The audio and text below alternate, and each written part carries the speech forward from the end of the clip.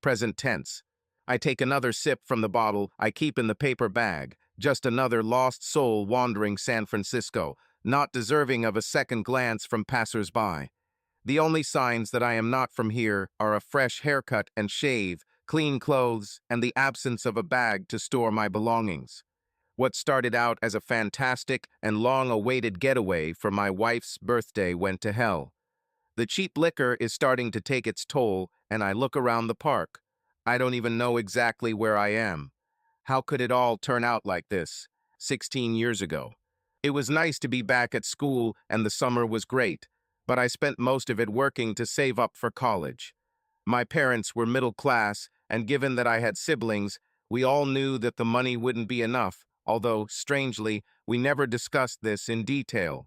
I started working during the summer whenever I could a couple of years ago.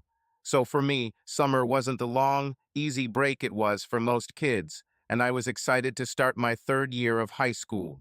After meeting my friends and socializing, I was heading to my first class and was a little late because I had been talking for too long.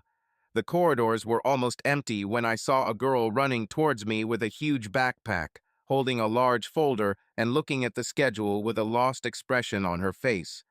About 10 feet away from me, she must have hit a wet spot on the floor because she tripped and fell to her knees, scattering papers from the folder all over the place.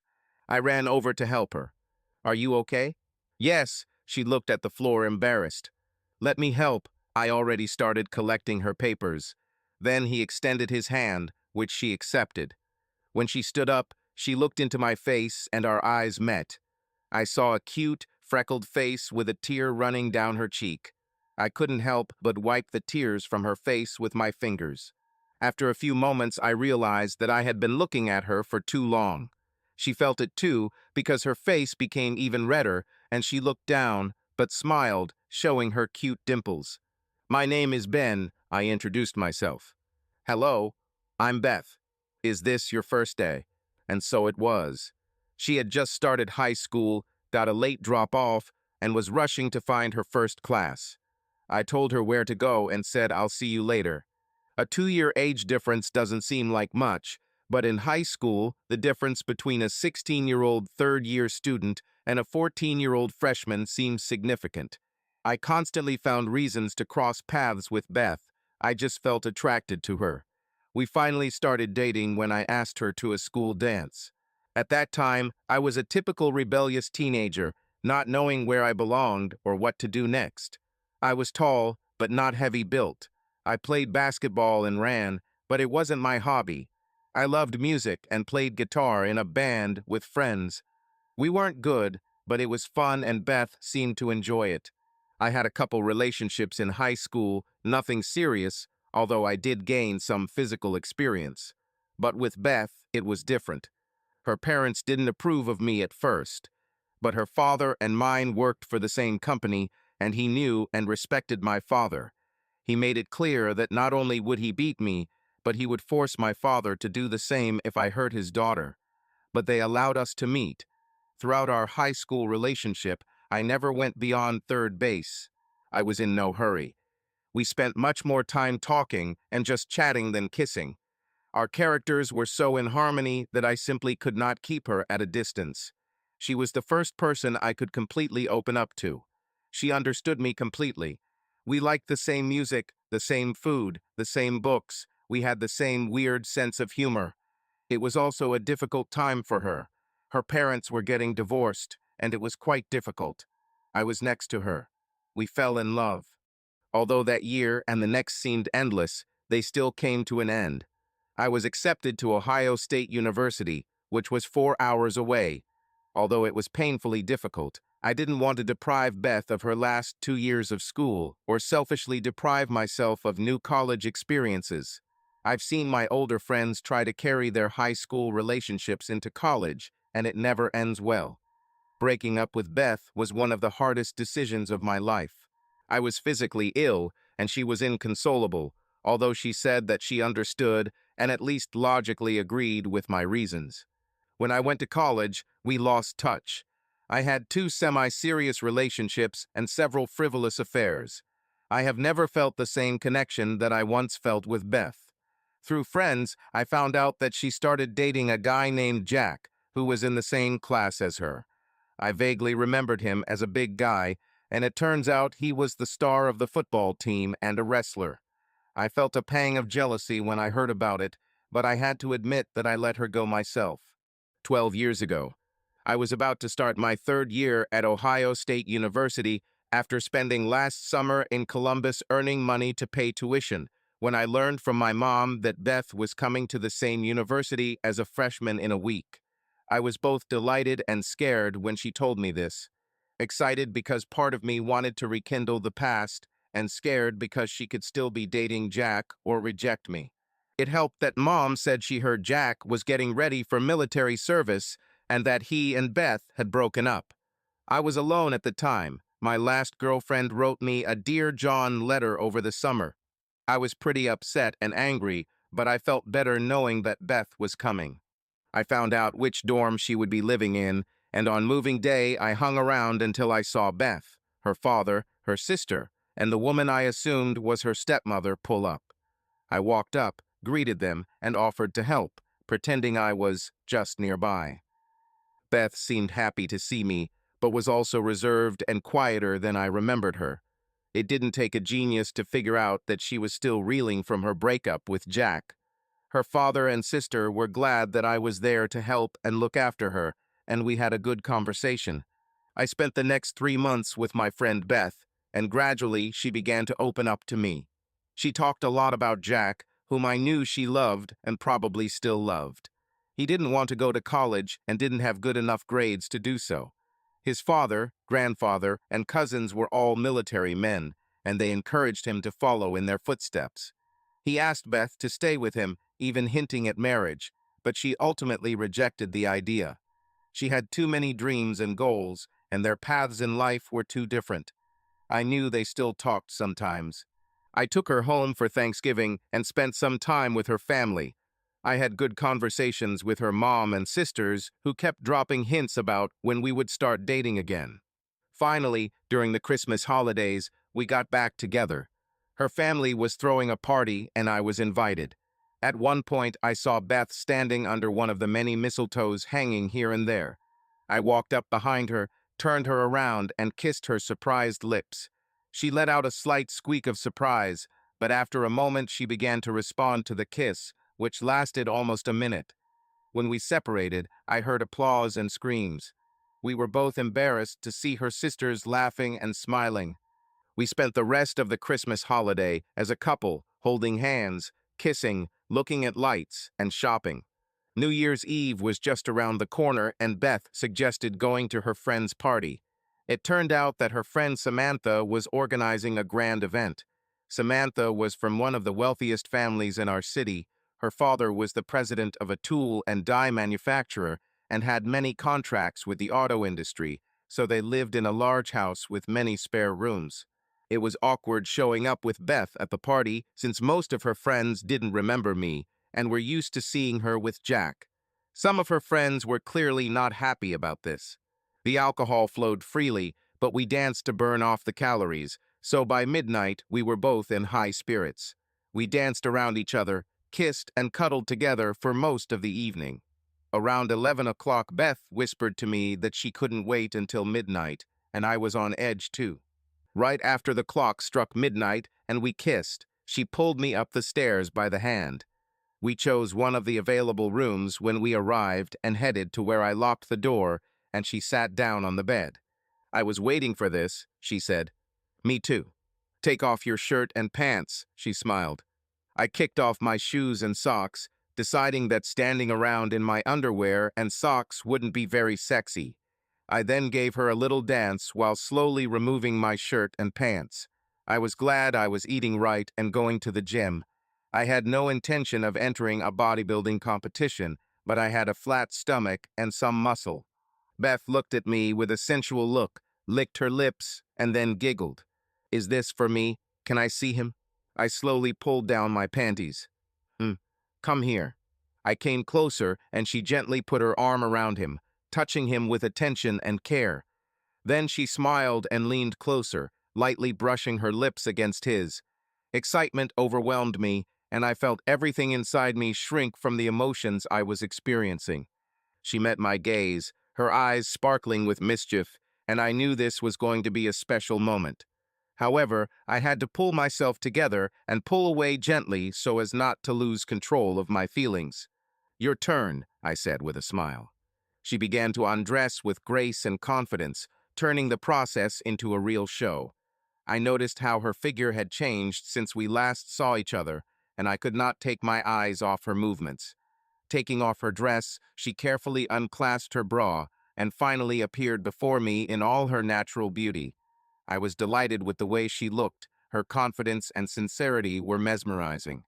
We continued dancing to the soft music that was coming from the floor below. Her movements were smooth and sensual, and she, turning her back to me, gently sank next to me. We felt each other with our whole bodies, and I hugged her, enjoying the warmth and closeness of the moment.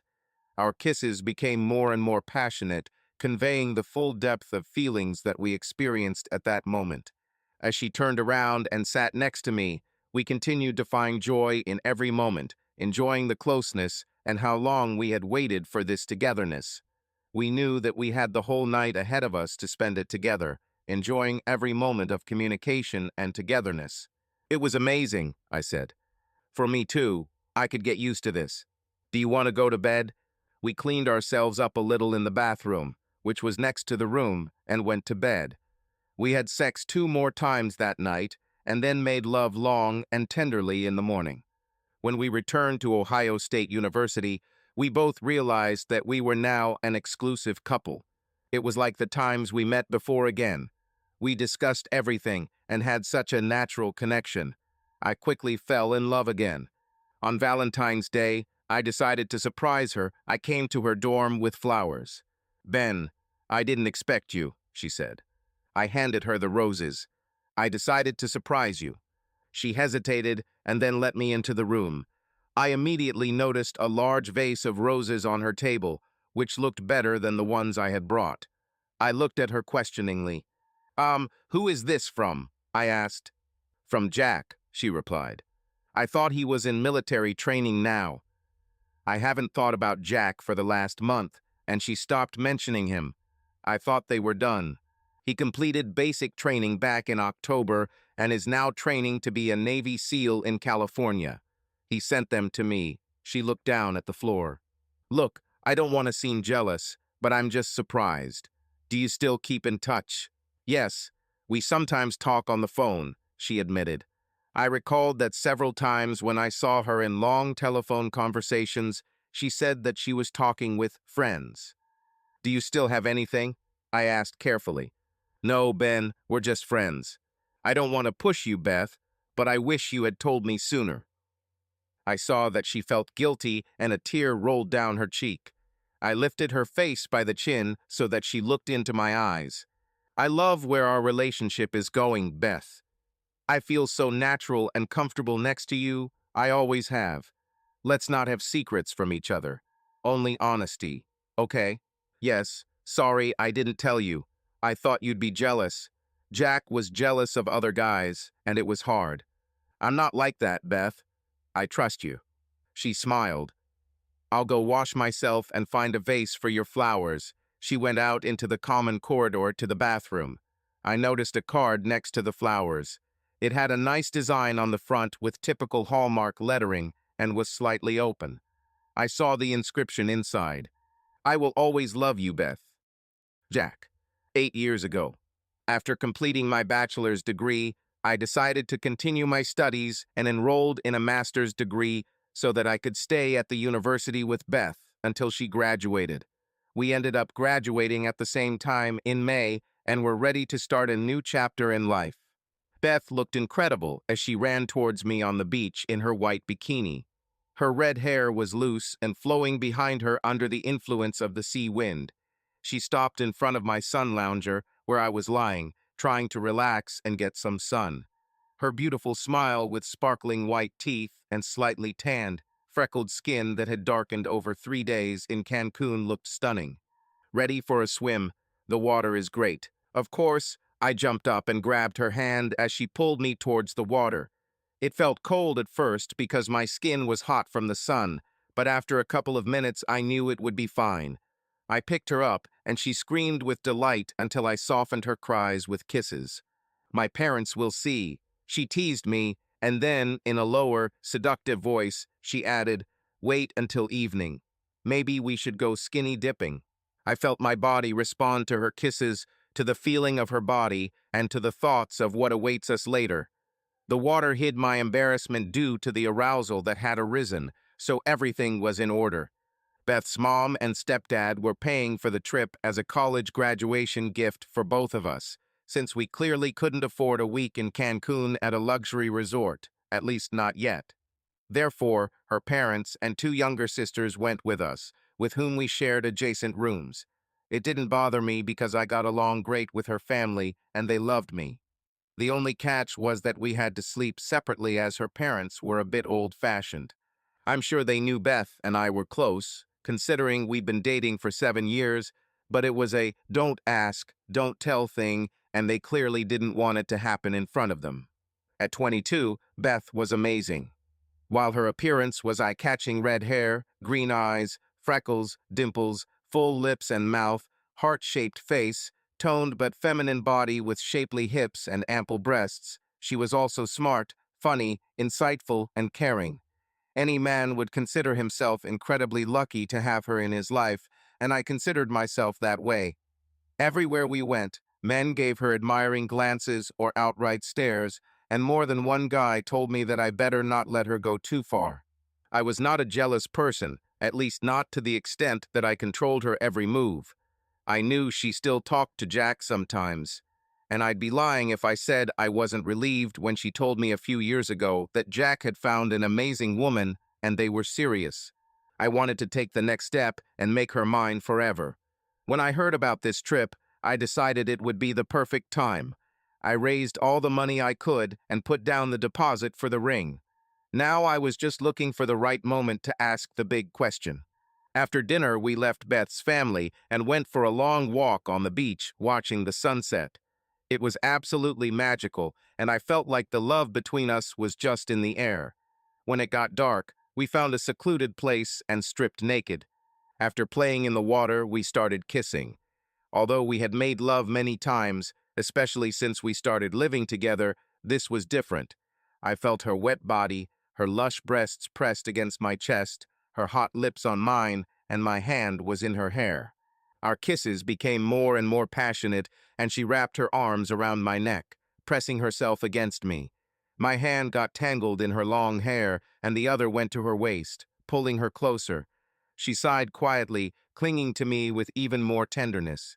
She sank lightly into my arms and wrapped her legs around my waist, moving in a rhythm that expressed our mutual attraction. We were in harmony with each other. Every moment brought even more warmth and intimacy. I leaned down and pressed myself against her chest, feeling how she responded to my every move with soft sighs. "I want you next to me," she whispered, her eyes burning with tenderness. We were on the shore, surrounded by waves that washed our feet. I held her tightly to me, immersed in this moment. We found ourselves on the damp sand, allowing the ocean to surround us as the water rushed over our bodies. It was a moment of absolute unity, the sea, the wind, her presence nearby. I looked into her eyes, full of love, and felt something special being created between us. "I love you, Ben," she said, her voice quiet but full of sincerity. "I love you too, Beth, with all my heart," I replied, unable to contain my emotions. Our connection grew stronger as we enjoyed every minute of this beautiful evening by the ocean. When it was over, I knew I would never want or need another woman but this one. The next evening presented itself with the very moment I had been waiting for. Beth's parents booked a snorkeling excursion that ended on a romantic little island where there would be bonfires, food, drinks, and live music. I didn't forget to take the ring along with my clothes. The day was gorgeous, and we enjoyed watching the colorful fish and rays and just hanging out on the boat. In the evening, the chefs outdid themselves with delicious seafood and steaks, while music and dancing added to the romance. Finally, when the evening came to an end, Beth, her parents and sisters, and I sat around the fire. enjoying the clear, starry sky and the sound of the ocean. The day was just perfect, as was the whole trip. I excused myself and went out to get the ring hidden in my bag. As soon as I returned to the fire, I felt a sudden wave of nervousness. Not because of the decision itself to propose to Beth, I had no doubt about that. But before me, there was a moment that could change my whole life. My heart was beating faster and my hands were shaking slightly, but the moment had come. I walked up to the group and got down on one knee in front of Beth and took her hands. She looked at me in surprise, not understanding what was happening. "Please get up, my love," I asked. She stood up, still embarrassed. Her family began to take notice of us, and I noticed that at least her mother already had an idea of what was about to happen. I started to say, "Beth, you are the most amazing woman I have ever known," and continued to talk about our wonderful moments together over the past few years, about my love and devotion to her, about hopes for our future. Having finished, I took out the box with the ring, opened it, and said, "Beth, will you marry me?" As I spoke, her expression changed from surprise to something incomprehensible, perhaps fear. She just stood there, and the seconds seemed endless. At this moment, I began to feel an unpleasant chill and internal panic. "Beth?" I asked carefully. I. She hesitated and then quickly turned around and walked away, heading towards the shore. I was shocked. Looking around at her family's faces, I saw that they too were stunned. Then rage and humiliation washed over me. I felt a blush of shame flood my face. I just got up and walked in the opposite direction along the beach without saying a word. How could this happen? After all, she herself confessed her love for me. We have been inseparable for the last 4 years. Was I such a fool? I felt tears running down my cheeks as I slowly walked along the shore. I soon came across one of the bars that were set up around the fires and walked up to it. "Do you have pure rum?" I asked. "We offer beer and punch," answered the bartender. I took out two $20 bills and placed them on the counter. "And now?" The bartender nodded, took a bottle of rum from the box, and poured it into a plastic glass for me. I drank half the contents in one gulp, feeling the rum burn my throat. "Now what makes you drink like that, if I may ask?" asked the bartender. "I just proposed to my girlfriend, and she turned me down in front of her whole family," I said, drinking the rest. The bartender immediately poured me another drink. "Give me a beer too," I wheezed. He handed me the bottle. "Let me give you some advice," the bartender said, handing me a beer. "Never fall in love, it always hurts." I wandered further along the beach and found a place next to a tree where I could sit and think. It must have been more than an hour before I heard the loudspeaker announce that it was time to return to the mainland. I waited until most of the people had boarded, and, not wanting to be alone on this island, I decided to return to the ship. When I approached the pier, Beth and her sisters stood at the gangway, looking for me with their eyes. Seeing me, Beth ran towards me, but I raised my hand to stop her. "Beth, I just want to be alone," I said. She tried to grab my hand, but I gently pushed her away. "Please, Beth, give me some space." On the way back to the hotel, I stayed on the second level by the small bar and stayed away from Beth and her family, who I noticed were sitting below. I drank as fast as I could, but after a while the bartender started taking my orders, saying he didn't want me to throw up on his boat. At one point, Beth's mom came up to talk to me, but saw that I was too drunk and left. The ride back to the hotel was a blur, and I was in a different van than Beth. As soon as we got back, I grabbed my bag and headed to the hotel pool bar. I tipped the bartender to pour me half a bottle of rum, and then went to the beach, finding a secluded spot among the palm trees. I woke up at dawn feeling like the dead. I spent the night leaning against a palm tree surrounded by bushes and trees. My head was pounding and my mouth was so dry it felt like the Sahara Desert. I wandered back to the pool and noticed a garden hose that was being used to water the plants. I knew drinking this water was a bad idea, but I didn't care. I turned on the water and drank as much as I could, then poured it over my head, hoping to come to my senses a little. So what now? Beth was the one, the love of my life. No one could compare with her, neither in appearance, nor in intelligence, nor in character. I was lost. I didn't want to see Beth or her family, but I had no choice. I couldn't afford to rent a separate room or just leave. There were 2 days left until the end of the trip. I gathered all my strength and headed to the room. I knocked and Sister Beth opened the door. "God bless, we didn't know where you were." "We were looking for you," she exclaimed. I walked in, and although it was still early, everyone was already on their feet in the common room. Beth's eyes were red, and she looked very upset. "Ben, where have you been?" she asked. "I spent the night on the beach. I needed time to think. Look, I'm sorry, but I feel terrible.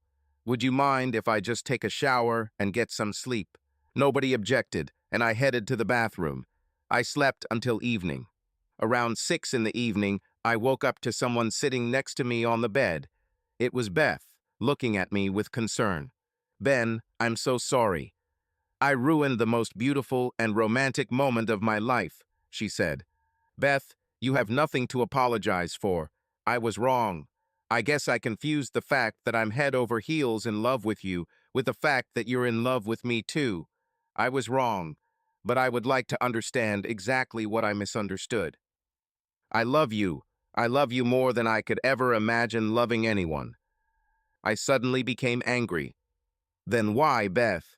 What the hell? We have known each other since childhood and have been living together for the last 3 years. I thought you wanted to be together. Was I just a fuck buddy?" She was crying. "No, I was just surprised. I didn't know what to say. Sorry for ruining everything."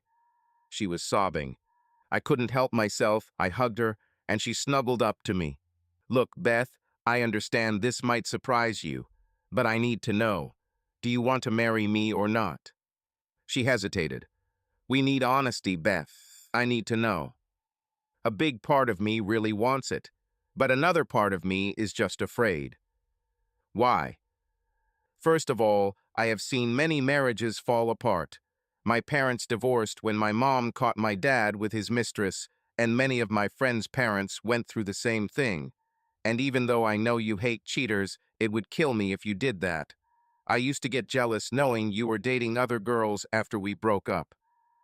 "I will never cheat on you, Beth, I swear. Looking back, I realize I made a mistake by letting you leave at school. I thought I was making the right choice and that you would be happier. I know you've dated other guys too. You weren't a virgin when we started dating in college, and I'm okay with that. It was just Jack, no one else.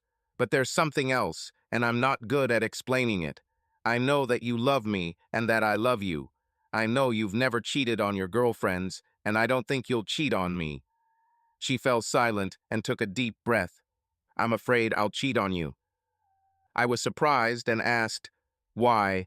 Have you already?" "No, I wasn't with anyone. The fact is that I only had 2 men. I'm only 22 years old. Most of my friends hang out and meet guys every week. What if later I feel like I missed something? I know this sounds selfish. It's really selfish. But I don't want to have any regrets about the past or hide anything from you." After a minute, she added, "And second, I have dreams and goals. That's why I let Jack go. I just got my degree and I want to use it and not become a housewife. I have dreams and goals too, Beth, but I want us to achieve them together. I can't imagine them without you. So what should we do?" "Don't know." We lay in each other's arms, and after a while we got up and went to dinner. It was awkward, but we tried to keep the conversation casual and avoid the elephant in the room. Later that evening, I walked alone on the beach, thinking about her words and what I could do. Did I want to stay with Beth? Absolutely. Did I want to spend my whole life with her? Definitely. Could I go back to a normal relationship?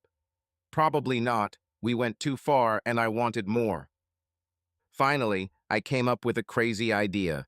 I wasn't happy, but it seemed like a way to give Beth the confidence to accept my offer, and I never thought she'd take advantage of it.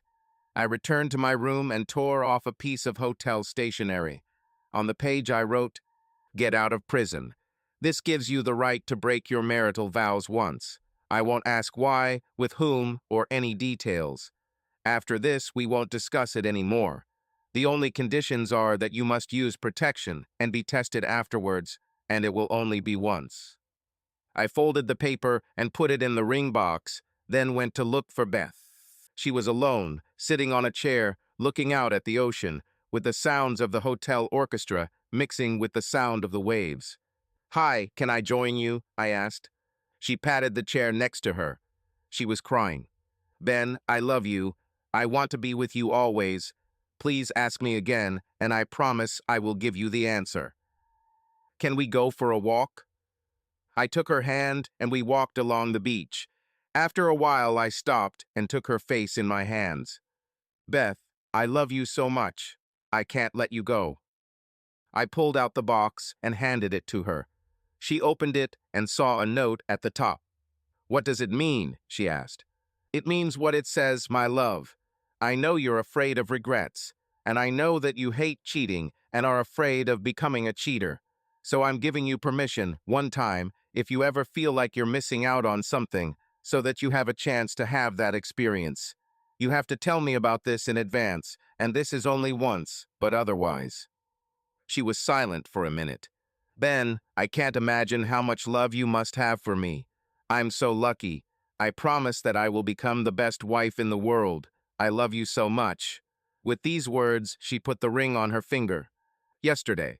San Francisco is beautiful in October. Many people come here in the summer expecting sunny California and find themselves disappointed by the fog and coolness. In fact, this is the best time to visit. We drove up from Chicago to celebrate Beth's 31st birthday. The kid stayed with her sister for the weekend, and we booked a hotel room. With two active kids, ages 6 and 4, spending time together is a luxury, and I was going to take full advantage of it. We checked into the hotel, had dinner at a nice restaurant, went to see a musical, had a couple of cocktails afterwards, and now enjoyed the view from the bar on the top floor of our hotel. I reflected on the past 8 years with my amazing wife and couldn't be happier. After graduating from university, I found a good job and we moved to Elmhurst, a suburb of Chicago. Beth also soon got a job. The first couple of years were difficult, but we managed by supporting each other and gradually saved enough money to think about having a child. Matthew was born around the same time I got a better position. After Sarah was born 2 years later, we were able to buy a small house where we have lived for the past 6 years. Life was wonderful. "What are you thinking about?" Beth asked, noticing that I was thinking. "I thought how lucky I am and how happy I am," I replied with a smile. "Well, how about we finish our drinks, and I'll show you how lucky you are," she said suggestively. "You can't ask the same question twice," I chuckled. As soon as the door of the room closed behind us, I pulled her towards me. She felt so natural in my arms, our lips merged in a kiss. I ran my hands down her arms, then she used her hands to grab my buttocks, and I put my hands on her hips and pulled her towards me. She still looked amazing at 31. She took care of her body, exercised regularly, and ate healthy. Her breasts had barely lost their shape, and there was no noticeable postpartum fat. To me, she would always look great even if she weighed 20 kilograms more, but she kept herself in shape for her own sake, and I was a grateful witness to this. While I was kissing her neck, I felt her take off her shoes and begin to pull my shirt out of my pants. Our tongues were still intertwined when I ran my hand along her thigh, one hand in front, the other behind, and felt the heat between her legs. "Will we make it to the bed?" she asked with a playful smile. I gently picked her up in my arms, as if on that very first wedding night, and felt her body relax in my arms. She laughed. Her laugh was light, musical, like the ringing of a bell, and a mischievous smile appeared on her face. It was that very moment when the whole world around seemed to disappear, leaving only the two of us. Slowly, with tender care, I carried her to the bed, feeling her breathing become regular and calm. Carefully placing her on the edge of the bed, I noticed how her legs were slightly hanging over the edge, and thoughtfully ran my hand over her calves. Her skin was soft, warm, and at that moment it seemed even more tender and fragile to me. I began to slowly massage her feet, feeling the tension gradually leaving her body. She sighed quietly, barely audible, but it was enough for me to understand that she felt good, she felt comfortable and relaxed next to me. My hands gently and leisurely rose higher to her knees, which I touched with a light stroking, a barely perceptible touch. Her breathing changed, became a little deeper, and she closed her eyes, as if surrendering to these moments of peace and intimacy. I watched her, trying to catch her every emotion, every response to my touch. When I lifted her dress, exposing the delicate skin of her thighs, she looked at me with slight embarrassment, but there was not a shadow of doubt in her gaze, only trust and a warm smile. This moment was so intimate that it seemed as if the whole world had gone silent, leaving us alone in this room. I pressed my lips to her legs, touching them with light, almost weightless kisses, feeling her breathing quicken every moment. Her hands, which had been lying relaxed before, suddenly reached out to my hair, gently touching the back of my head. I caught how she slightly bit her lip, trying not to give away her emotions, but her eyes spoke for her. She was completely immersed in these sensations. I continued to tease her, as if playing, awakening her desire, but slowly, giving her the opportunity to enjoy every moment. "Please," she whispered softly, and there was a request in her voice that could not be ignored. I just smiled and continued, slowly, enjoying every second of this intimacy. Her hands tightened on my shoulders, and her breathing became even more rapid. It was not a rush, not a thirst, but a moment of pure pleasure and trust in each other. When I finally let her go, allowing her to rest a little, we laughed quietly together. This laughter was not just a reaction to what was happening, it was an expression of the unity and harmony that we felt with each other. We lay next to each other for several minutes, hugging each other, enjoying each other's warmth. Her fingers slowly stroked my back, as if trying to remember every detail, every sensation. "Should we take off our clothes now?" she finally suggested, laughing, and I couldn't help but smile back. We slowly undressed, but it was more than just preparing for the next step. It was another moment when an invisible connection seemed to run between us, when each of us felt completely open and vulnerable to the other, but at the same time absolutely protected and beloved. We went to bed, hugging each other again, and I felt her hands slowly begin to explore me. She was gentle, her touches were light, but each of them filled me with warmth. For several minutes, we just lay next to each other, touching each other, without saying a word. There was no need to speak, everything was already said in our gestures, in our breathing, in the way our bodies felt each other. When her lips finally approached my body, I felt a wave of warmth run through it. She was careful, gentle, as if she was afraid to hurt me, but her every gesture was so clear and conscious that I felt every particle of that moment. After we had allowed ourselves some time to rest and catch our breath, I gently laid her on her back and, taking her hands, lifted her legs so that her calves rested on my shoulders. She looked at me with a slight smile, and we both laughed quietly, as if this moment was part of some secret joke between us, understood only by the two of us. When it was all over, we, exhausted, could only clean up a little and fell back into bed with each other. This morning, I woke up the next morning to sunlight streaming through the windows and Beth curled up next to me. Just looking at her made me happy. I lay there enjoying the moment until she finally moved. "It's so good to sleep after such intense sex," she said with a smile. "Are you ready to go to breakfast, or would you rather order room service?" I asked. "Let's order." "I'm not ready to get dressed," she replied with a sly smile. We enjoyed a lazy morning sipping coffee and eating muffins in our room. After breakfast, we sat in silence, each immersed in our own thoughts. I thought about last night, about our trips together, and how I never get tired of it.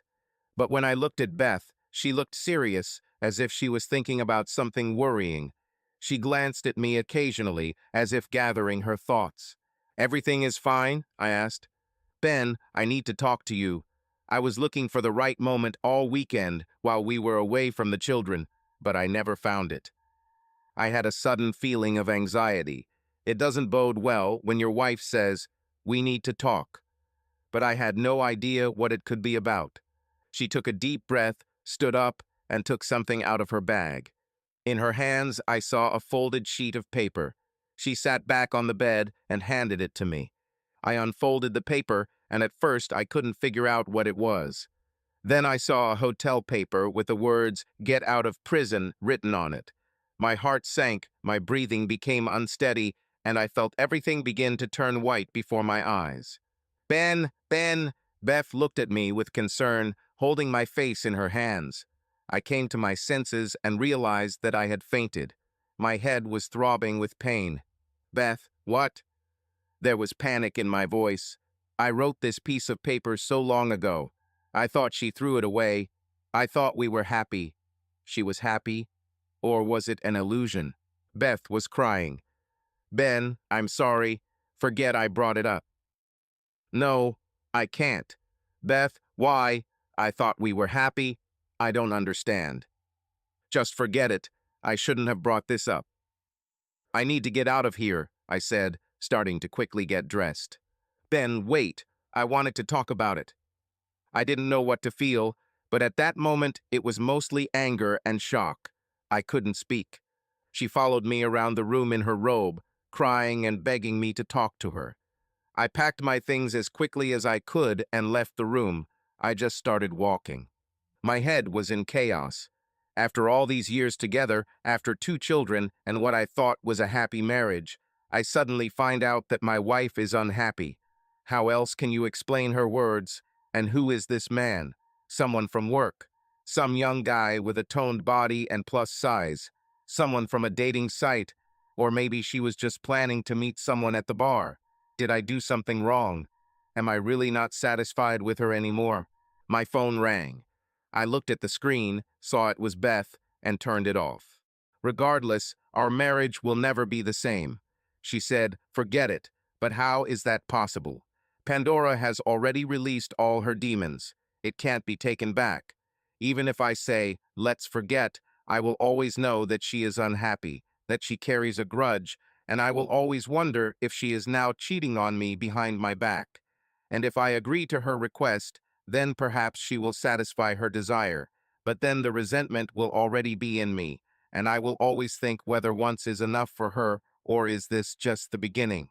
There was a small park ahead, and I sat down on a bench. Does this mean the end of our marriage? Can it still be good?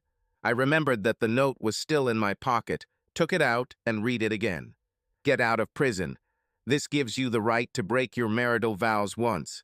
I won't ask why, with whom, or any details. After this, we won't discuss it anymore. The only conditions are that you must use protection and be tested afterwards, and it will only be once. When I wrote this, I was too idealistic. I never thought she would take advantage of it. I thought our love would be strong enough, the sex good enough, and our connection strong enough that she would never want to cheat. I was wrong. What now? Now what? As disgusting as it was, I reread those words. I promised her a free pass, no questions asked. I made it clear that we would remain married and that I would not consider this cheating. However, I never said that it wouldn't affect our relationship, perhaps to the point of desperation. What now? I covered my face with my hands and cried. San Francisco. I found a liquor store near the park and decided to drown my thoughts in alcohol. But by lunchtime, I could no longer stand it and switched to water. I needed to talk to someone, so I called my friend Steve first. But judging by his advice to divorce that bitch, it became clear to me that he himself might be happy to be the guy she was considering for her affair. So I called Samantha to get a woman's perspective. She was more of Beth's friend, but we still talked. Samantha immediately realized that I was drunk and simply advised me not to make hasty decisions and give Beth a chance to explain herself. I returned to the hotel at 7 in the evening. I was already thinking about driving to the airport and catching the next flight home to Chicago, but after a day of thinking, I decided that I made a promise and I was going to keep it, no matter the consequences. Beth was waiting for me. It was clear from her that she had a difficult day. When I entered the room, she looked up and began to speak, but I interrupted her. Beth, you don't have to say anything. 9 years ago, I made you a promise, a free pass, no questions asked. I promised not to ask why, with whom, or any details other than when. and I intend to keep my promise. Although I didn't make it clear, I would prefer that you not have sex with someone in our home or in our bed, but if you insist, let me know and I won't be there during that time. So when? She just looked at me. My monotone voice and lack of emotion clearly confused her. Then I said, let's forget about it. I love you and don't want to ruin our marriage. I see that you are in pain. Samantha called me and said that you spoke to her and that you were very upset. It's too late to forget this, Beth. I've been replaying this in my head all day. The fact that you even brought this up already hurts, and I'm not going to pretend it doesn't. And this after an amazing night together. I feel like my whole life is falling apart. 9 years ago, I made a promise to you, but to be honest, I never expected that you would want to take advantage of that promise. I thought that we were fine and that this would be enough for you. But I was wrong, and here we are. I understand that it may seem unfair that I'm upset, but I can't change how I feel. So please just tell me when and if I need to leave the house. And then I'll take a shower and sleep on the couch. Please, Ben. This is not what I wanted. I understand that I chose the wrong moment. There wasn't a good time to discuss this. Let me explain. Right now, I really don't want to hear who it is and what they have that I don't have. It's not what you think. Stop. Let me ask you one question, and I ask you to be honest. Have you ever cheated on me during our marriage? I looked her straight in the eyes, and to my surprise, she looked offended. No, Ben, I didn't cheat on you, she said coldly. Fine. Then I'll ask the question again. When, where? And my answer again is, let's just forget about it. I'm emotionally exhausted and I feel bad about all this, but I won't leave you alone until you answer my question. When did you plan to do this? Next weekend. I'll leave on Friday and return on Tuesday. I'll be out of town. She lowered her eyes. It's clear. Good night. I started to feel sick. I didn't want to be in the same room with her. After taking a shower, I saw that Beth was lying on the bed and looking at me, but she knew that I did not want to talk. I took a blanket out of the closet and settled down on the sofa. I lay awake all night, experiencing bouts of rage, fear, grief, and confusion. I knew that if I said no, she would refuse it. But what will this give? I will break the promise that made her agree to marry me. She will hate me forever and rightfully stop trusting my word. If I let her do this, will I be able to get over it later? At that moment, it didn't seem that way to me, but perhaps over time. She offered to explain. Do I want to know? Will this make it better or worse? The worst thing about this whole situation is my own fault. If I had given her more time then, she probably would have come to this on her own. But I was naive and in love. I really and truly thought this would never happen. Should have, could have. With the first rays of the sun, I finally decided on what to do. I didn't want her to do it, but I didn't see any other way out that wouldn't deprive me of my honor and make me a bad person. If I show how much I hate the idea, it will be the same as saying no. At the same time, I wasn't going to push her into ending up in someone else's arms. So I decided to stay in the middle, except that she would use the free pass, but nothing more. When the sky began to lighten, I stood up. It was Beth's birthday. I looked at the bed and saw that she was lying with her eyes open. Happy birthday. Ben, we need to talk. We could always talk. Please let me explain. Beth, I love you more than life. I've been thinking about this all night, and I think you should go. I don't want to know the details right now. Maybe one day I'll ask, and if you still want to explain, we can discuss it. For now, I want you to know that I will keep my word. Make your plans, but I don't want to talk about it anymore now. I was not at all in the mood to continue our holiday weekend, but I pulled myself together. Maybe we should go have breakfast, I suggested.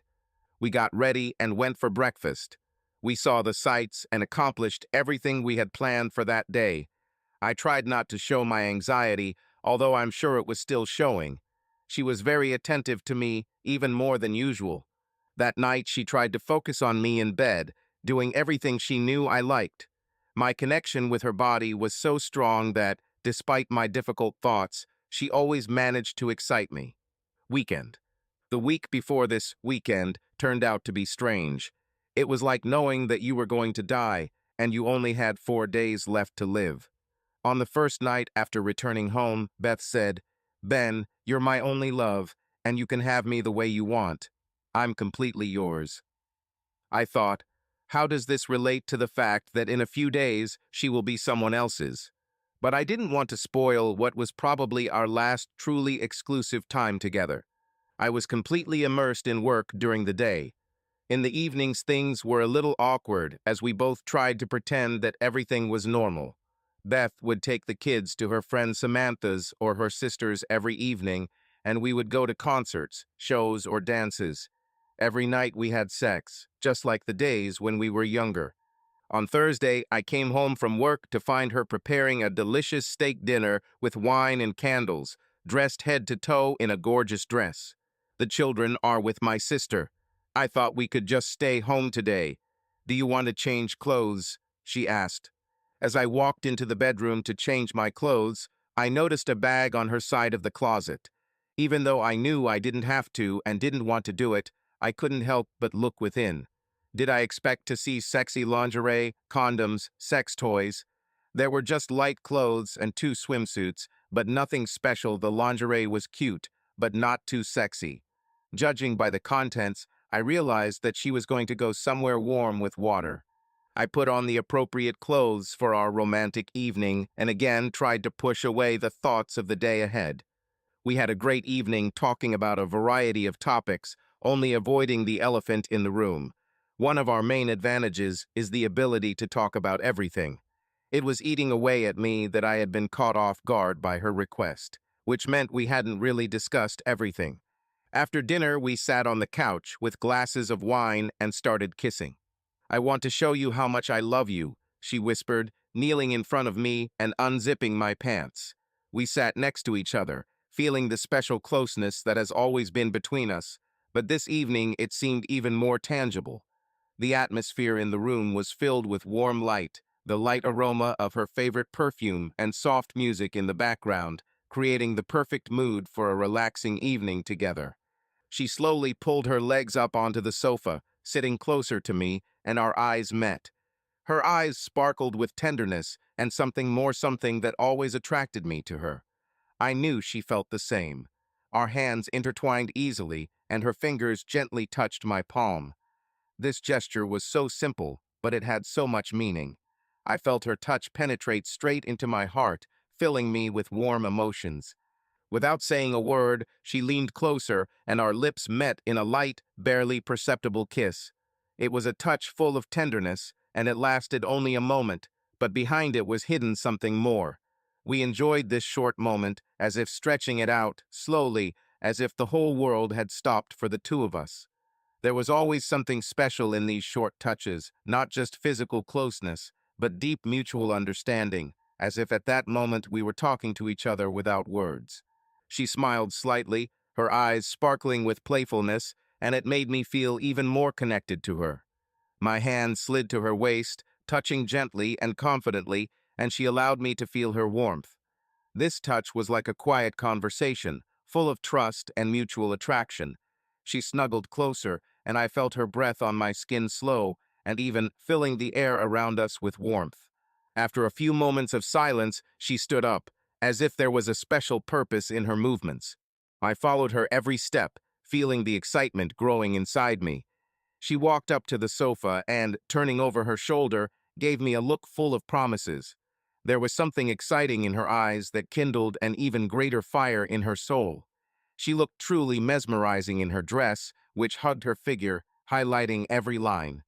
Her movements were slow and graceful, like a dancer's, and I couldn't take my eyes off her. At that moment, everything around ceased to matter, only her delicate aroma and her playful smile. I stood up and walked over to her. My hands found her waist, and I hugged her, feeling how her warmth was transferred to me.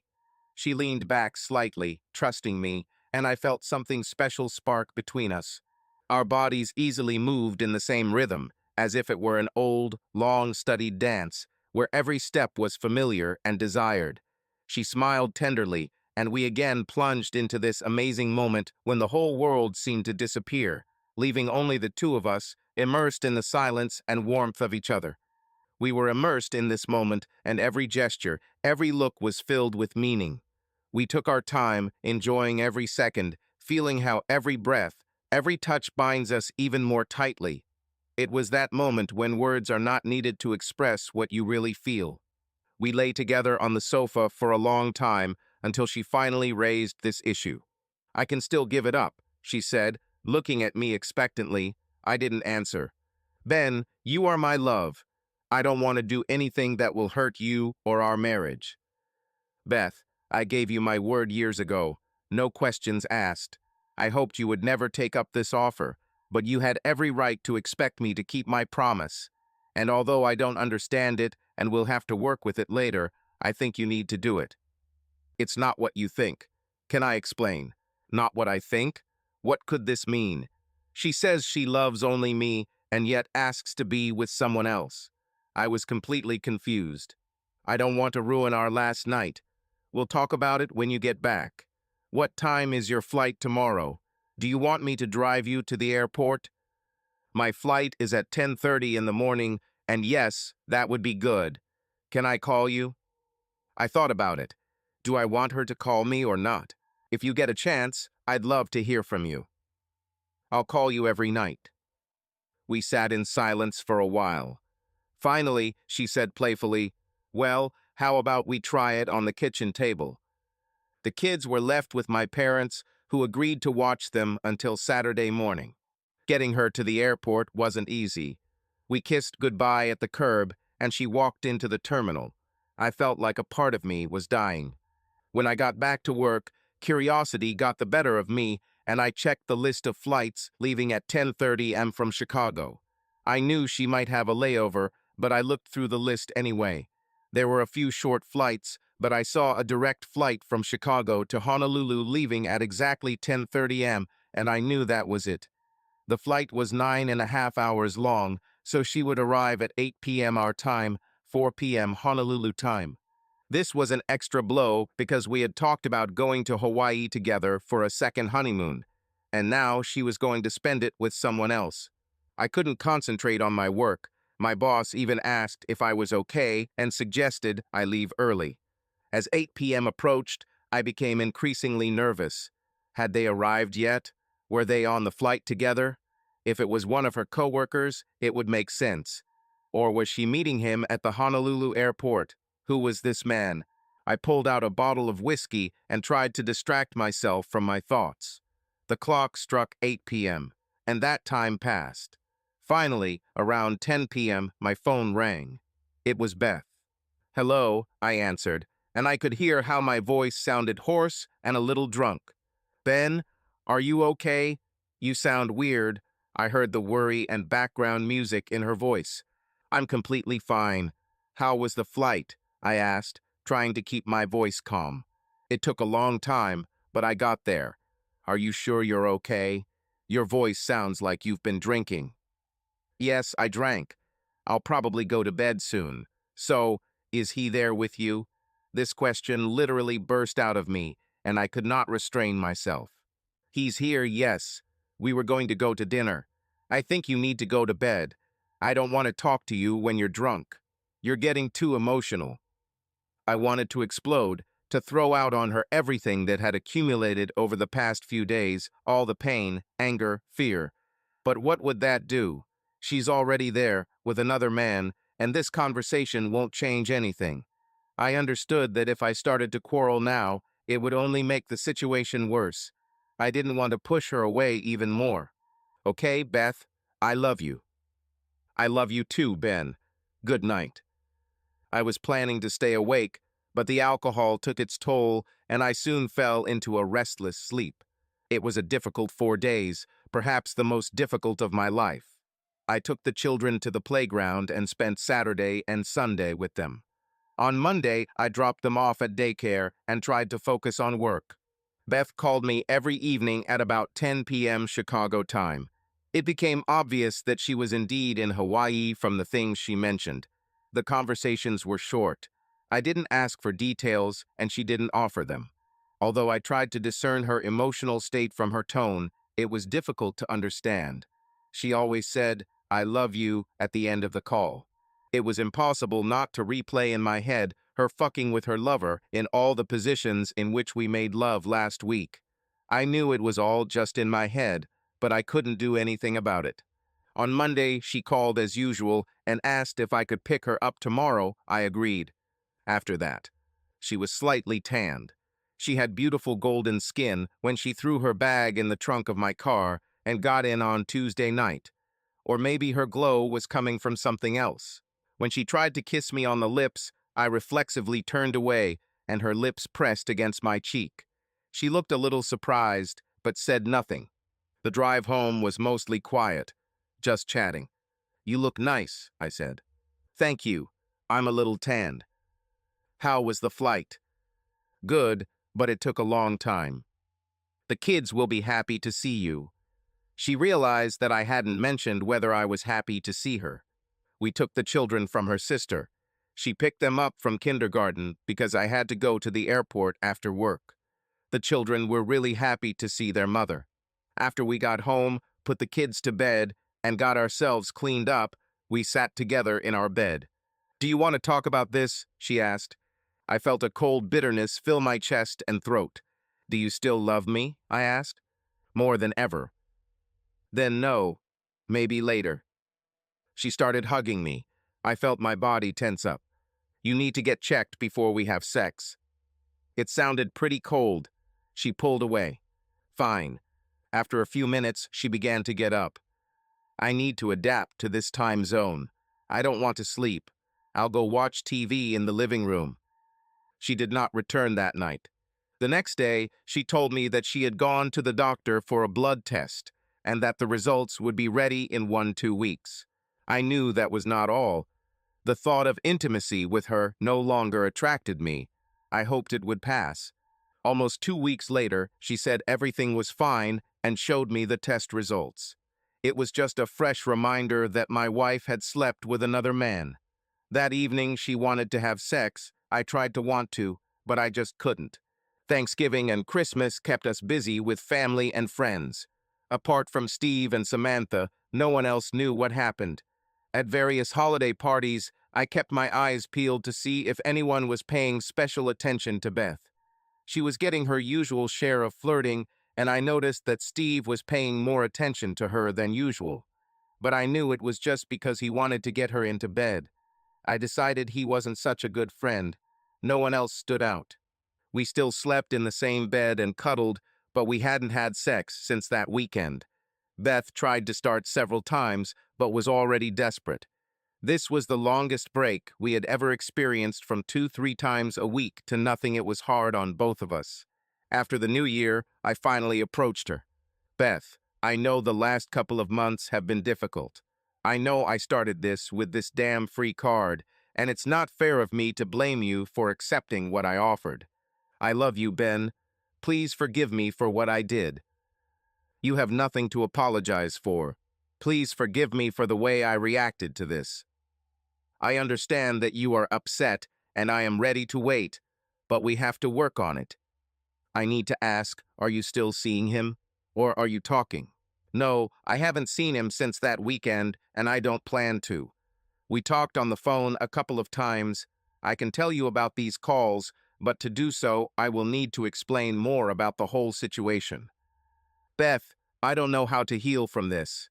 Maybe we should live separately for a while. Should I go see a consultant?" Beth started crying and hugged me. "Ben, I don't want to lose you. I'll do whatever you want." After a pause, she added, "Do you want to sleep with someone else? Will it help?" "Beth, I'm not interested in anyone, and vengeful sex won't help us get back together."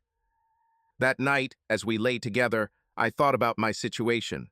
I love this woman, there is no doubt about it. But will we ever be able to survive what I brought on myself? We made love for the first time in a long time. It wasn't bad, but something was missing. Perhaps there always will be. Beth, high school. Ben was my first love. I fell in love with him the day we met. He was so gallant, stopping to help a scared girl who was lost. He was patient, kind and caring when I needed it. He gave me what I needed, not always what I wanted. I wanted him badly and was ready to lose my virginity to him, but he always held me back. He made me tremble with just his hands and lips, but he never took my virginity. He was too much of a gentleman and said there was no need to rush. It had to be something very special, and with someone very special.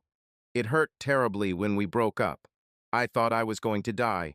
My mind understood all his reasons and explanations. Long-distance relationships don't work. I need to grow. He didn't want to deprive me of my high school experience. If we were meant to be together, we would be later. My heart didn't get the message. It was furious with him. I joined the cheerleading team and met Jack. He was the star of the football team and came up to me after practice. "Hi, I'm Jack," he said with a big smile. "I know. I'm Beth Byrne." He was definitely hot. Broad shoulders, light brown hair, blue eyes, and a ton of muscles. "Beth Byen, maybe I should just call you Bibi." I blushed all over. "So, Bibi, what are you doing after the game on Friday? How about we go to Pete's party?" That's how we started dating. Jack was completely different from Ben. We didn't talk about deep topics, and sometimes the conversations were strained. He wasn't as elegant as Ben, if that's the right description. He was much more physically aggressive and made me lose my virginity a month after we started dating. I didn't like that it happened after a party where we were both drunk, so the special moment was ruined. And he didn't use a condom, so I was in a panic until my next period. His lovemaking was much rougher and more active compared to Ben's gentle and patient style. But over time, I fell in love with Jack. He certainly had honor. His entire family were military men, and they instilled this philosophy in him from childhood. He was just a good-hearted, real American with a sexy body. The problems with Jack started when I started talking about applying to the same colleges. He didn't plan on going to college. His plan was to become a Navy SEAL, and he wanted to go into the Navy straight out of high school. He wanted me to go with him, hinting at marriage. Part of me wanted it, but most of me knew that I would never be happy with this choice. I just couldn't imagine myself being married at 18, with children at 19, a housewife moving from base to base, constantly worrying about my man. I had dreams and goals, aspirations for a career. We just weren't right for each other. The breakup was difficult. He said he would always love me, and I said the same. I promised him that I would always be there if he needed me. Beth is at college. I was surprised but delighted to meet Ben when I arrived in Ohio. I was still getting over my breakup with Jack, but I really needed a good friend. We could always talk when we were together, and that hasn't changed. I still kept in touch with Jack and followed his progress through boot camp and his entry into the SEAL program. He said he missed me. By Christmas, Ben and I were best friends again, and I invited him to a get-together organized by my mother. At one point, I stood watching my uncle and his wife of 30 years hug and kiss, and thought about how beautiful it was. Ben came up behind me, turned me towards him, and kissed me on the lips. I felt an instant jolt run through my body, then the kiss deepened, and I felt my tongue slide across his bottom lip, and then our tongues intertwined. After we pulled away, my sisters embarrassed me by starting to clap. I was glad to have Ben back in my life. For New Year's, we went to my friend Samantha's. Her parents had a big house, and she invited a few close friends to stay the night in one of the spare rooms. As Ben and I threw our bags into the room with one bed, we looked at each other and started giggling, knowing where this would lead. We danced all night, and I was thrilled with anticipation. A lot of time had passed, and my hormones were at their limit. If he wanted, I would happily go to bed early, but we made it until midnight. I couldn't wait any longer and pulled him upstairs. I made him take off his clothes while I watched. I had seen every part of his body before, but 2 years had passed, and I had never seen him completely naked standing in front of me. He wasn't as muscular as Jack, but he was slim and sexy. I needed to get closer. When he approached me, I examined him. He was just as excited as I was. When it was my turn, I gave him the best dance. Here is a milder version of the passage. My thighs were wet with excitement. I sat on his lap and pressed myself against him, feeling the warmth of his body. It was an incredible feeling. Each of our closeness caused excitement and awe. I changed position, being on top, and he hugged me, whispering words full of passion. We moved together as one, feeling close and connected. He was there, and it was exactly what I needed at that moment. Our feelings grew, consuming us completely, until we reached the peak, feeling waves of pleasure. I missed this. I would never have confessed to Jack, but Ben was the best lover, hands down. Our bodies were simply made for each other. Beth proposal. I graduated from my undergraduate degree, and my parents took us to Cancun to celebrate. I was deciding whether to go to graduate school or take advantage of some of the job offers I had. But at that moment, I just wanted to have fun in the sun. Ben had just finished his master's degree, so he also needed a break. We were having a great time until he proposed. We took an excursion to a small island nearby to snorkel, swim, and sunbathe on the beach. That evening, the guides lit fires and roasted meat, and drinks also flowed freely. We were sitting in a circle, enjoying each other's company, when Ben completely overwhelmed me. When he got down on one knee and asked me to marry him, I was shocked. I didn't expect this and was completely confused. I reacted incorrectly and just ran away. My sister attacked me. "What's wrong with you?" she screamed. I cried, "Don't know. Is Ben okay?" "What do you think?" He was embarrassed and angry. I don't blame him. He probably left to look for a woman who isn't a complete idiot. My whole family was angry with me. Everyone knew how much we loved each other, and the proposal was expected by everyone except me. They asked me if I loved him. Of course I do. We are kindred spirits. Then I needed to decide something before I ruined everything completely. I tried to make it up to Ben that night, but he was rightfully angry and wanted to be alone. I spent time wondering why I was so confused, other than the surprise. First of all, I loved Ben, without question, more than I could ever imagine. I would die for him. Secondly, I only planned to get married once. I'd seen enough divorces, including my parents, and I wanted to be absolutely sure. Thirdly, I had just graduated and didn't want to become a housewife and soccer mom. I wanted a career. Fourth, I only had Jack and Ben. What if I'm attracted to someone else in the future? I was not one of those who cheat, and I did not want to create such conditions for myself. When Ben calmed down the next day, I explained my worries to him. I was afraid that he would reject me, and this caused me such panic. I decided that my fears were nothing compared to the desire to be with Ben forever, and I would beg him to marry me as soon as I saw him. He surprised me by offering me a free exit card. I almost tore it on the spot. I had no intention of ever using it, but it was such a sweet gesture and symbol of the depth of his love for me that I kept it as a reminder. A year later, we got married in a beautiful ceremony. This was my dream come true. Beth present 3 months after that weekend. My marriage is in trouble. I hurt the person I love. I made a huge mistake. After the new year, I hoped that everything would return to the wonderful state it was before. But Ben still looks exhausted. We started having sex again, but it's just sex. We don't make love and Ben isn't fully present. It's just vanilla sex. He never even gives me pleasure, and his kisses are devoid of the passion that was before. Everything is mechanical. I find myself crying afterwards while he sleeps. I don't know what to do.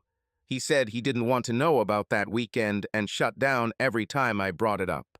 I suggested that he have sex with someone else. We discussed consultations with a psychologist, and the worst thing was that he started talking about living separately. I took the initiative and contacted a marriage counselor who was recommended by my friends. I met with her alone at the first consultation and explained our situation. I was glad that she didn't judge me or Ben and was willing to work with us. I told Ben about the consultant, and he agreed to meet with her. We're in her office. After the introduction, we begin to discuss our history and what led up to that weekend. She suggests that in order to move on, Ben needs to hear what happened and why. He reluctantly agrees, realizing that otherwise our marriage could collapse. Beth, why don't you explain? Take your time. Start with what led you to want to take this permission, she says, guiding me. The man was Jack. I see a shadow of pain flash across Ben's face, and my stomach tightens. You know that we stayed in touch all these years as friends. Remember, he got married 5 years ago. I was happy for him. He seemed very in love. They had 2 sons, and every time we talked, everything seemed to be going well for him. We hadn't spoken for a while when he called me last September. He was depressed. He found out that his wife had been cheating on him for almost the entire marriage. His sons weren't even his. He was in terrible condition. I spoke to him often over the next few weeks to see how he was coping, and it wasn't good. He said he was being deployed to the Middle East in November and hinted that he might not return. Ben, you know that you are the love of my life. But I still have strong feelings for Jack. I see Ben flinch. I don't love him. At least I'm not in love with him. We just have a common history. I knew him to be a good man, and I didn't want some cheating bitch to ruin him and possibly lead him to his death. I remembered that I once said that I would always be by his side. I remembered the permission you gave me and thought I could do something good for him. Ben chimes in. What, fuck him so that he doesn't break? No, but he was hurt, and I thought a little love might help him. I just thought I had to do something. You know what happened. I knew that he was leaving for military service at the beginning of November, and I was looking for an opportunity to talk to you about it. But we were so busy that the timing didn't seem right, and then I stupidly chose the worst possible moment to start the conversation. I thought I could show you that you were still my one true love before I left, and I tried. I would have canceled the trip if you had asked me to, but you insisted that I go anyway. I guess I thought you were okay with that. Ben looks down at the floor. I didn't agree with it as much as I could have. But I am a man of my word, and what would it do to us if I broke such an important promise? I held myself back from showing you how much it bothered me. Okay, says the consultant. I think you both see that there has been a misunderstanding here. We've been discussing this for a while. Beth, now Ben needs to hear about that weekend. You don't need to describe every detail. Beth, that weekend. During the flight, I kept thinking about Ben. I was worried that he was now alone, lost in thoughts about what I was doing. What the hell am I doing? Is it worth it? Will I be able to somehow influence the situation? I thought I had to try. I arrived in Honolulu around 4 in the evening, feeling strange after the long flight. Jack said I should text him as soon as I got off the plane, and he would pick me up. I freshened up in the toilet and sent a message. Standing on the side of the road, I saw a Jeep approaching. He was bigger than I remembered. Service in the Navy SEALs benefited him in this regard. His body was literally bursting in his tight black t-shirt and jeans. I saw the women around me looking at him hungrily, wondering who I was to attract such a handsome man. But when I looked at his face, it was gaunt and wrinkled, and when he took off his sunglasses, his eyes seemed tired. Bye-bye, I'm so glad you came. He forced himself to smile, then pulled me into his arms, almost crushing me and lifting me from the ground. We climbed into his Jeep and drove off. He rented a condo near Lanikai, and along the way he gave updates on his wife. He filed for divorce and will probably lose at least half his savings, pension, everything. Plus, he will have to pay alimony and child support, even though the children are not his, because legally he is still considered their father. He did not object to payments for children. They may not be his by blood, but he became attached to them and loved them.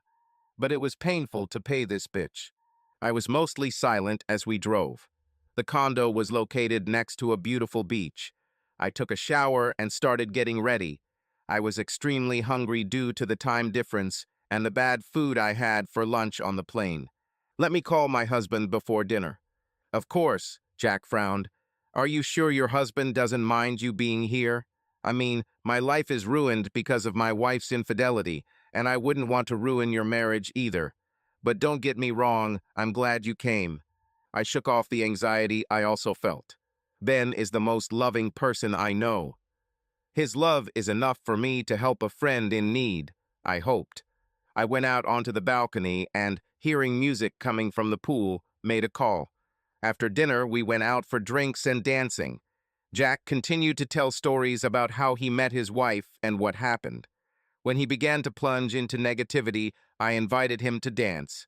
Jack was a wonderful dancer, and I must admit that I loved the feel of his body as we danced back to back. I saw how I made women in the club jealous by having such a man around. By the end of the night, the drinking was taking its toll. After another slow dance, I lifted my head and we kissed. It was passionate, and I could feel my body responding. His hand slowly went down and gently squeezed my ass, and I let him do it. When we returned to the bar, Jack said, "Sorry about that. I shouldn't have kissed you. Everything is fine. My husband knows." Jack raised an eyebrow. "We don't exchange partners, if that's what you mean. I've never done anything like this with anyone else, and I've been absolutely faithful to Ben since we started dating seriously. What I want to say is that he knows that I am here with you. He gave me permission to do whatever I needed to do to show you that not all women are mean bitches." Um, you mean anything?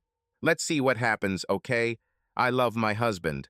But I also care about you, and I want to show you that not all women are bad. I smiled hopefully.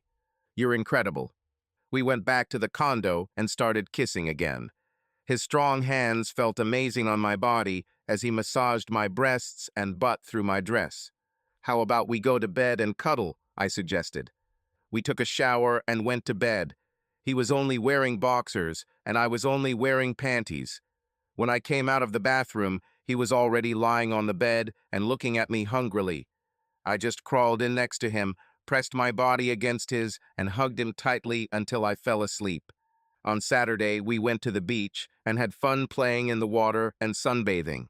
We joined a game of volleyball, and I loved watching his strong body in action. That evening, after dinner, we drank and talked again. He seemed to feel a little better after sharing some of his pain with me. We showered again, and I went to bed. This time, he started stroking my back and legs, then leaned in to kiss me. I ran my hands over his chest, arms, and body. I started to get excited. His hand slid slowly and tentatively up my thigh. He was willing to stop if I wanted him to, but I wasn't going to do that. When his fingers reached my panties, he felt warmth. Our touches became more and more tender and attentive. Every touch seemed filled with feeling, and the tension grew between us, as if we were trying to talk to each other without words. I felt his breathing getting deeper and faster, as if he was waiting for something important. I also could not ignore the electrical connection that arose between us. After a while, I jokingly suggested that perhaps we would be more comfortable if we took off our clothes, and he agreed.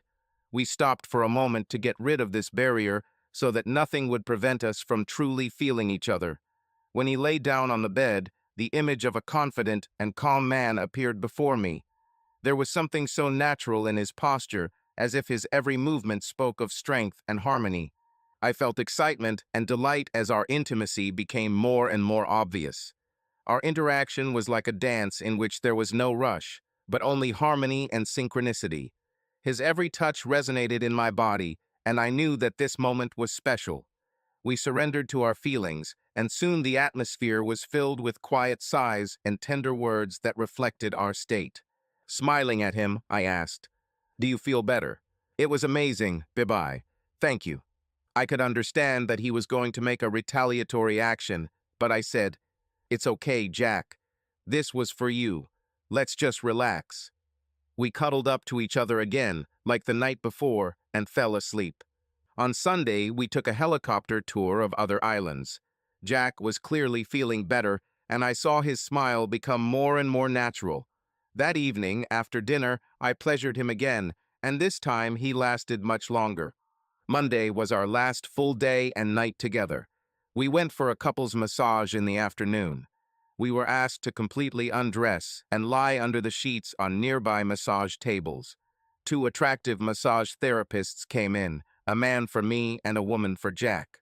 They kneaded our bodies for about half an hour. It was so relaxing that I almost fell asleep. They then said they were leaving, and it was our turn to continue massaging each other. Jack massaged first. He started at my feet and slowly worked his way up each leg. His strong hands felt amazing on my skin and tense muscles. He climbed onto the table to stretch my shoulders. He began to move, and I felt my excitement growing. Finally, he got down and removed the sheet, exposing my bare butt. He applied more oil and massaged it for a long time. Every time he lifted and spread my buttocks, it sent a jolt of pleasure throughout my body. I repeated the same actions on him while he was lying on the table. Then I asked him to turn over. First, I applied oil to my breasts, then I straddled his waist and started sliding my breasts up and down his chest. After a few minutes, he put his hands on my butt, guiding my movements. We lay there for a while, relaxing, then went to get ready. "Bye-bye, I liked it. I love that you are here." "I love you," he said. His words and gaze frightened me.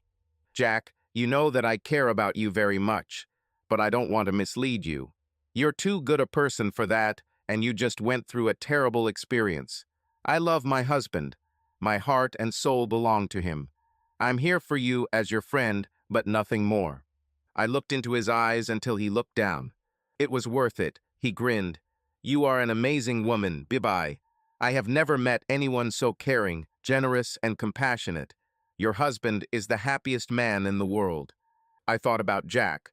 I wasn't going to make him think it was more than that. In my understanding, it was just therapy.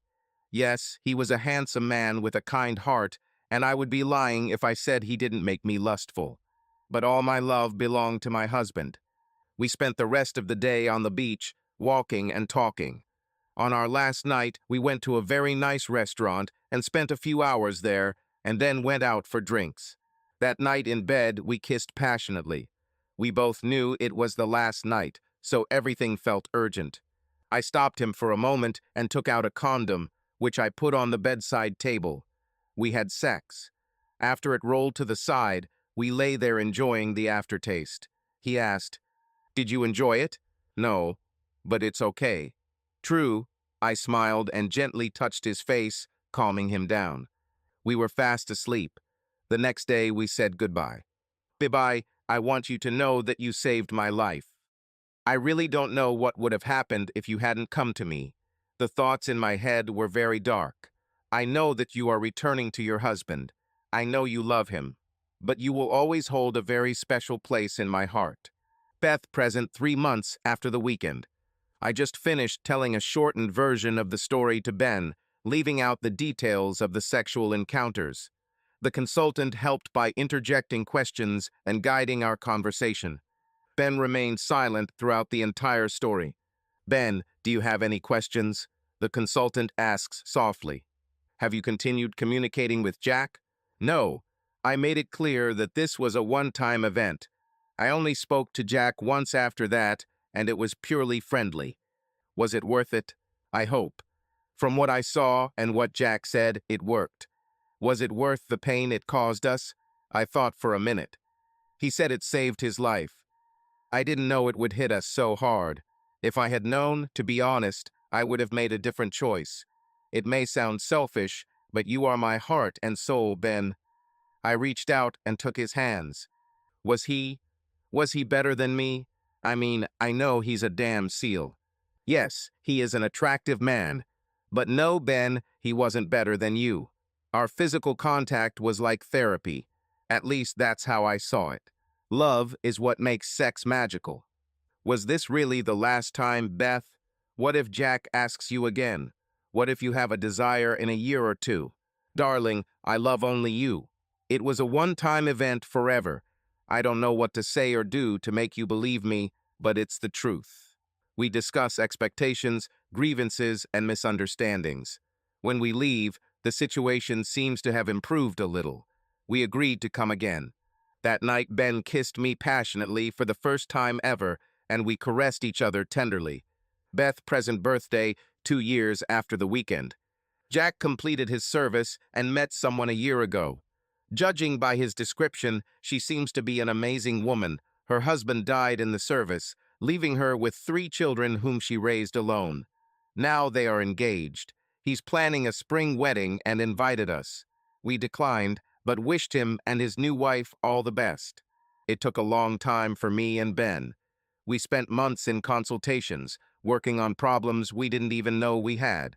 In many ways, our marriage is stronger than ever. But sometimes I still feel the ghost of that weekend between us. Ben is still holding something inside. It may never be the same again, and you will have to live with it. Subscribe to our channel so that your love doesn't cheat on you, and go ahead and listen to the next story, because this story is nothing compared to the next one. If you're under 18, don't even think click to the next one.